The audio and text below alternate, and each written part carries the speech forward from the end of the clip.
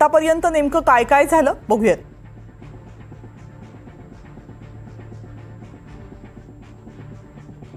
बदलापूरमधल्या शाळेमध्ये 2 चिमुरड्यांवर अत्याचार झाल्याची घटना उघडकीस आली होती। 12 आणि 13 ऑगस्टला या चिमुरड्यांवर अत्याचार झाले होते। शाळेच्या आवारातच त्यांच्यावर स्वच्छता कर्मचारी अक्षय शिंदेकडून अत्याचार झाल्याची तक्रार या लहान मुलींच्या पालकांनी शाळेकडे केली होती।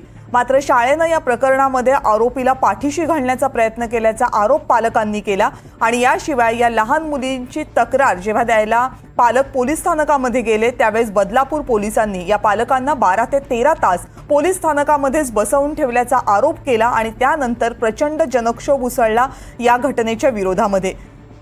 हॉस्पिटलमध्ये सुद्धा पालकांना हाच अनुभव आला होता। हॉस्पिटलमधल्या काही डॉक्टरांनी या मुलींवर उपचार करायला नकार दिल्याची माहिती शिक्षण मंत्र्यांनी या घटनेनंतर लगेचच दिली होती।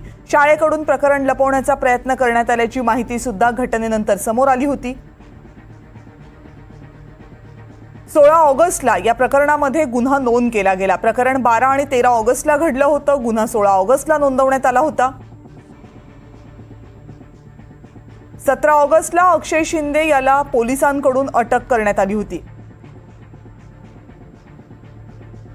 20 ऑगस्टला बदलापूर रेल्वे स्टेशनवर या घटनेच्या विरोधात प्रचंड आंदोलन झालं होतं। हजारो लोक रेल्वे स्थानकामध्ये जमले होते आणि जवळपास 9 तास लोकांनी रास्ता रोको केला होता। कोणतंही नेतृत्व नसलेलं हे आंदोलन असल्याचा दावा केला जात होता।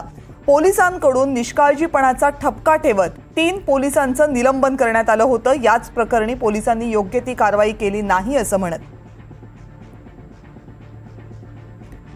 त्यानंतर IPS अधिकारी आरती सिंग यांच्या नेतृत्वाखाली एका SITची स्थापना करण्यात आली होती या संपूर्ण प्रकरणाचा तपास करण्यासाठी, चौकशी करण्यासाठी।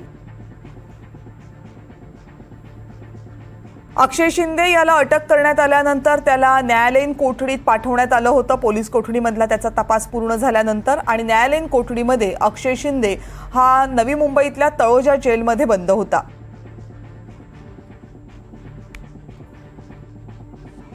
ट्रान्झिट रिमांडसाठी अक्षय शिंदेला आज बाहेर काढण्यात आलं होतं कारण अक्षय शिंदे याच्या आधीच्या पत्नीनं त्याच्या विरोधात एक तक्रार दाखल केलेली आहे त्याचा तपास करण्यासाठी।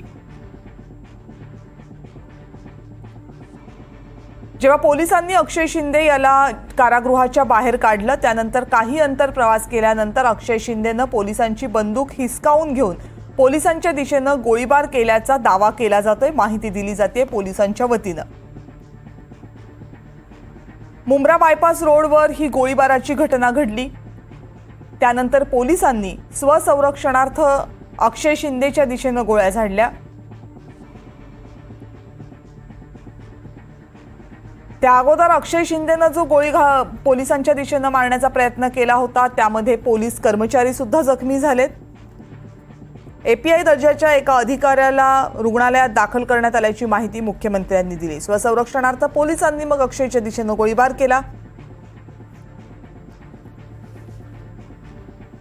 आणि पोलिसांनी केलेल्या गोळीबारामध्ये एन्काउंटरमध्ये अक्षय शिंदेचा मृत्यू झाला।